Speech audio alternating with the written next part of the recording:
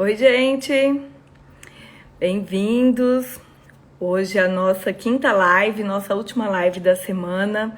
E hoje vamos conversar um pouquinho, então, sobre o uso de antibióticos nas infecções de pele e partes moles, que, sem dúvida nenhuma, é uma das infecções mais comuns, seja no pronto-socorro, nas unidades de internação, também unidades básicas de saúde, consultório. Então vamos conversar um pouquinho sobre essas infecções de pele e partes moles, que são classificadas de acordo com a camada de pele acometida. Então as infecções mais superficiais, que pegam epiderme, derme, são classificadas como erisipela. As infecções que pegam até tecido celular subcutâneo são conhecidas como celulite. E as infecções mais profundas, que pegam fáscia, músculo, fasciites, miosites e, quando tem acometimento ósseo, as osteomielites. Vamos falar hoje mais sobre as infecções mais superficiais, né? Então vamos falar mais sobre erisipela, celulite e também algumas infecções que a gente considera complicadas. O que seria a infecção de pele e partes moles, então, complicadas? Seriam aquelas infecções mais graves, que tem um acometimento mais extenso, mais profundo.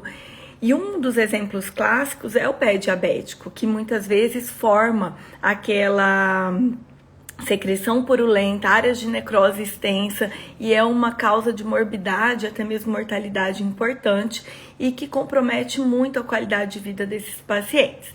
Então vamos falar um pouquinho sobre essas infecções.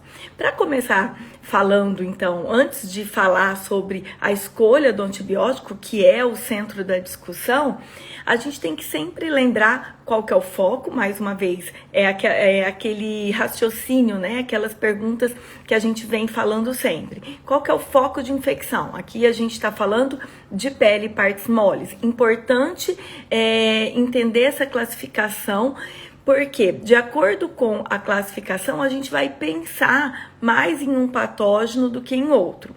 Então, nas infecções mais superficiais, no caso da erisipela, por exemplo, o principal patógeno que causa essas infecções é o Streptococcus, né? O Streptococcus pyogenes.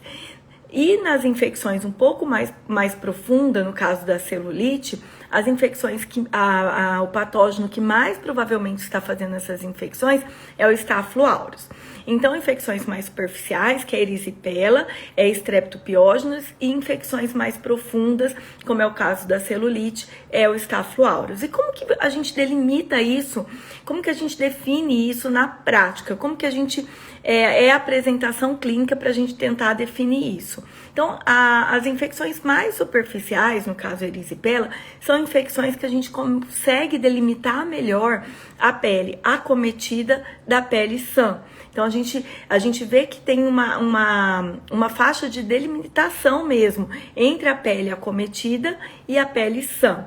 Geralmente pode formar bolhas ali, pequenas vesículas e bolhas também. Já a celulite, que é uma infecção mais profunda, a gente não consegue delimitar tão bem essa pele acometida da pele sã. Então você vê uma lesão de pele mais edemaciada, mais dolorosa, e que muitas vezes também faz sinais sistêmicos associados, né? Febre, toxemia, mau estado geral. Então, essa é mais ou menos o quadro clínico. Então, das infecções de pele, de um modo geral, vai cursar com sinais flogísticos locais, edema, calor, hiperemia, e esses são os clássicos sinais da infecção de pele, sendo que infecções mais superficiais a gente consegue delimitar melhor a pele sã da pele acometida. Nas infecções um pouco mais profundas, no caso da celulite, a gente já não consegue fazer essa delimitação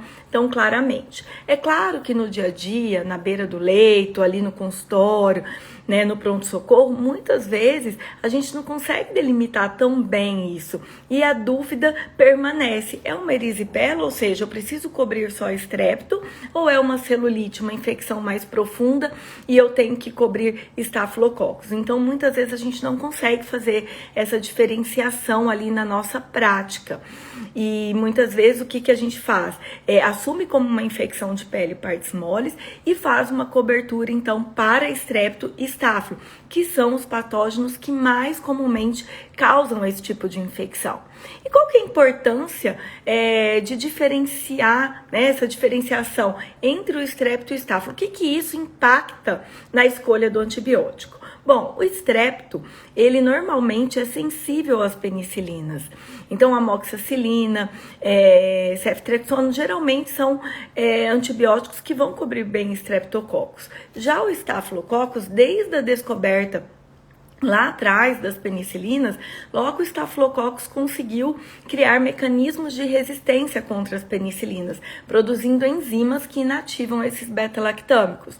Então, quando a gente tem uma suspeita de estáfilo, a gente tem que ampliar um pouquinho essa cobertura, porque provavelmente a amoxicilina sozinho não vai ter uma boa ação sobre o estáfilo, porque mesmo da comunidade, eles produzem muito enzimas que inativam as penicilinas.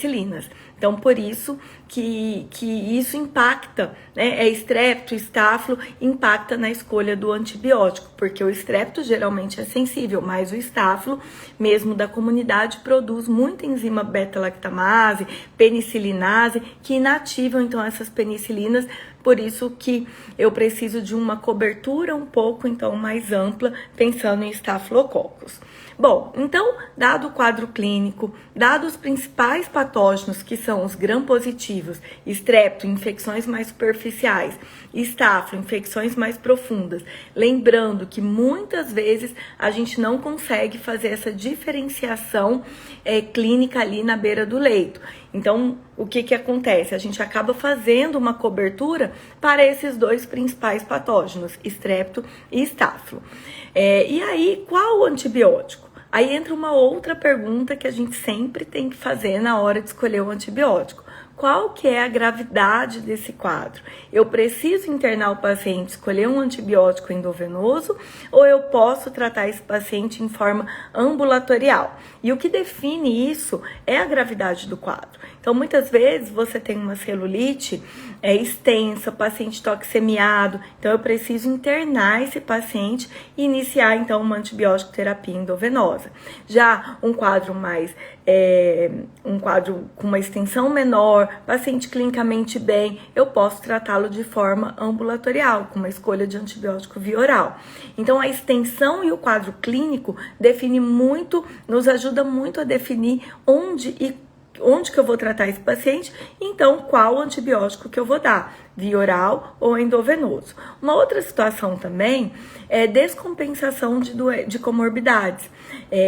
As infecções de pele e partes moles é uma infecção que descompensa doenças crônicas, como diabetes, hipertensão, insuficiência cardíaca.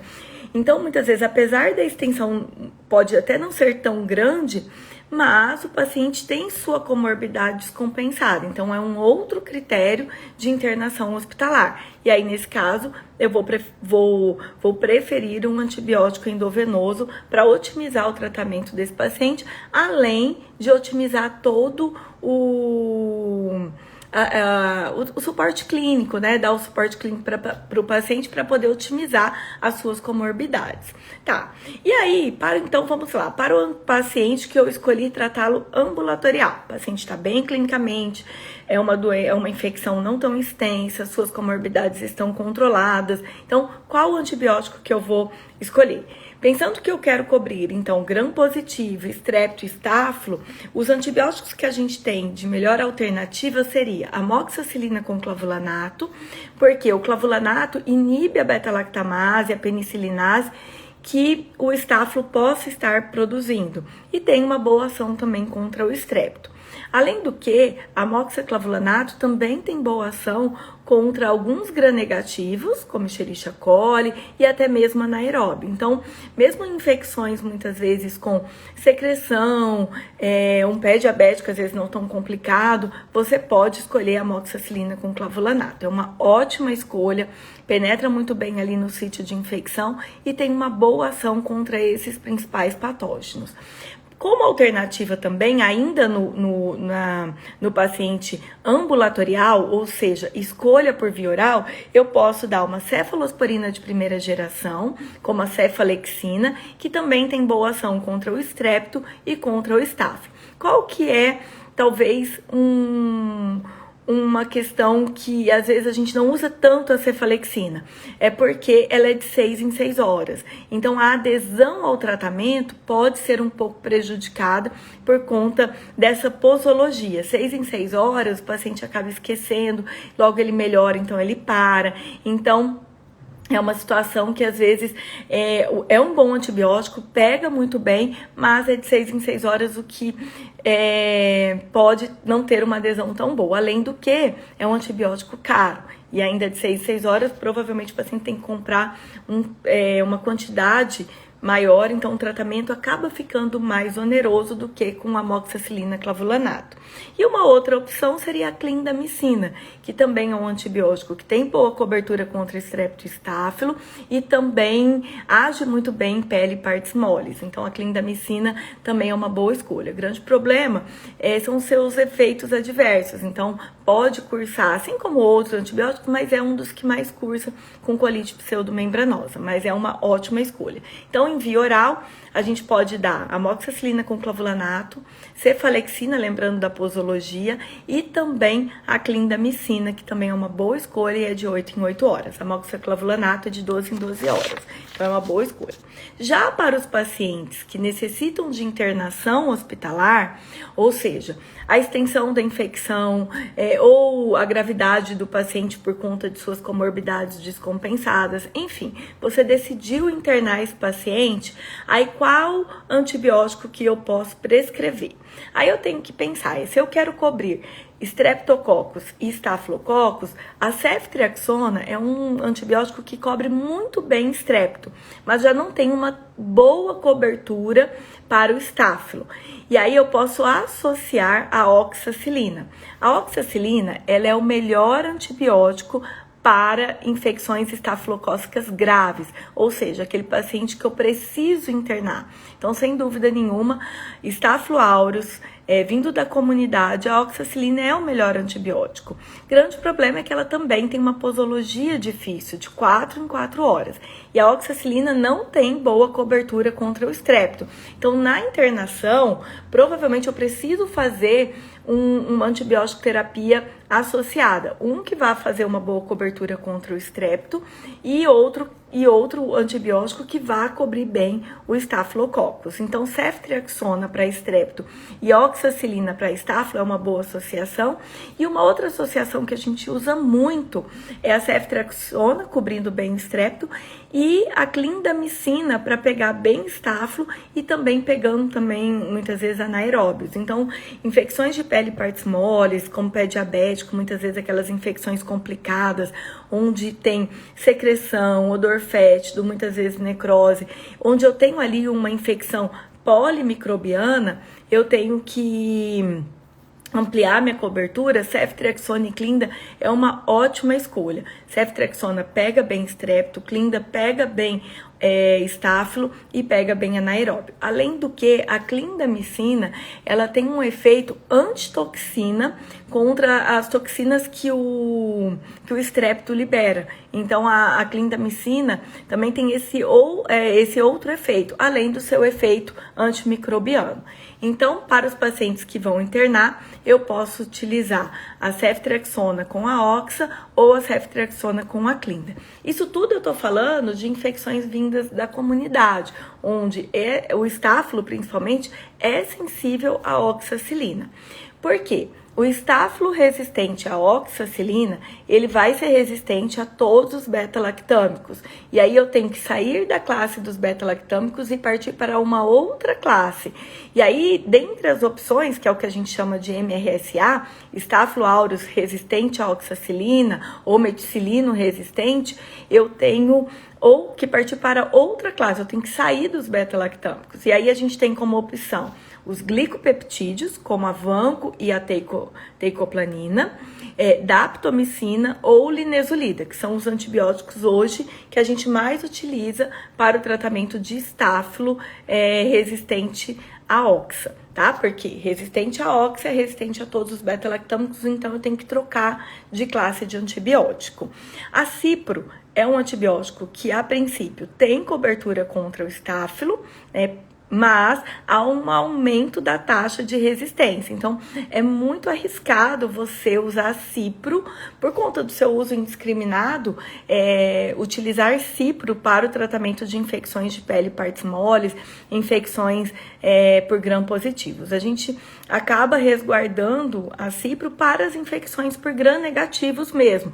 E ainda assim, hoje a gente sabe da alta taxa de resistência dos gram-negativos e também do estáfilo contra a ciprofloxacina. Já que eu tô falando da cipro, lembrar que a cipro não tem ação contra streptococcus, nem o streptopiógenes, que é o que causa infecção de pele, nem o streptopneumoniae, que é o que causa pneumonia ou infecções de vias aéreas superiores. Então, cipro tem ação contra gram-negativos e pode ter ação contra o estáfilo, mas a gente tem que ter esse cuidado por conta da resistência bacteriana.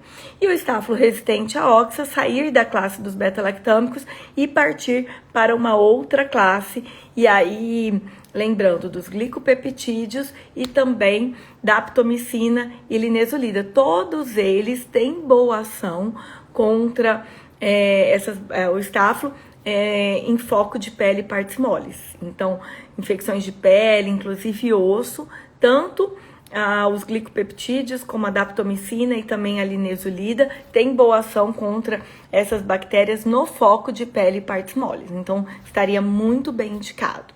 Então, sobre as infecções de pele e partes moles, né, erisipela, celulite, ambulatorial, lembrada, amoxicilina com clavulanato, cefalexina, clindamicina, e também nas infecções com necessidade de internação, uma associação que a gente utiliza seria a ceftriaxona com a clinda ou a ceftriaxona com a oxa. Estáfilo resistente à oxa, os mais utilizados, glicopeptídeos, vanco ou teicoplanina, e também daptomicina ou linezolida. A tigeciclina é um antibiótico de amplo espectro que pega bem gram-negativos, inclusive a Cinetobacter, e também pega gram-positivos, inclusive o estáfilo resistente à oxa. A tigeciclina é uma glicilciclina. Então, é um ótimo antibiótico, inclusive por bula, ele foi liberado pelo FDA para o tratamento de infecções intraabdominais e também infecções de pele e partes moles, porque pega as principais bactérias que causam infecções intraabdominais, como enterobactérias e anaeróbios, e a tigeciclina tem ação também contra anaeróbios, então gram-negativos, anaeróbios e gram-positivos, inclusive estáfilo resistente à oxa. O grande problema é que é um antibiótico que a gente tem utilizado muito nas estratégias de tratamento de gram-negativos multiresistentes. Então, a gente acaba poupando a tigeciclina com esse intuito. Mas é um antibiótico que está, sim, liberado e está muito bem indicado para o tratamento de pele e partes moles, principalmente as infecções mais complicadas, porque as infecções mais complicadas, com secreção, com odor fétido, com necrose, são as infecções geralmente polimicrobianas, ou seja, gram-positivos, gram-negativos e anaeróbios. E a tigeciclina tem uma ação contra todas essas bactérias, exceto pseudomonas. Então, se eu estiver suspeitando de pseudomonas, aí a tigeciclina não tem ação, tá? Então, sobre pele e partes moles, seria essa discussão dos antibióticos, né, de uma forma mais geral, de uma forma mais de prática, né, do que a gente faz lá no dia a dia, ali na beira do leito, no atendimento ali no pronto-socorro, nas unidades básicas de saúde também. E então, para encerrar a nossa semana de lives, eu quero aqui agradecer a participação de todos vocês. E também lembrá-los mais uma vez da nossa maratona dos antibióticos que está chegando. Vai ser dia 30 de novembro, 2 e 4 de dezembro, uma segunda, quarta e sexta. E para fazer a inscrição, porque aí você vai receber no seu e-mail o link das aulas. É só clicar lá no link da bio, que lá você faz a inscrição e vai receber tudo no e-mail. Então, eu espero vocês na Maratona dos Antibióticos. E as lives da semana, que foram 5 lives, todas vão ficar salvas no IGTV e também lá no canal do YouTube. Tá bom? Então, mais uma vez, muito obrigada pela presença, pela participação de vocês e espero vocês na Maratona dos Antibióticos, dia 30 de novembro, 2 e 4 de dezembro. E para fazer inscrição é só clicar no link que tá lá na minha bio aqui no Instagram. Beijos, bom feriado, bom final de semana!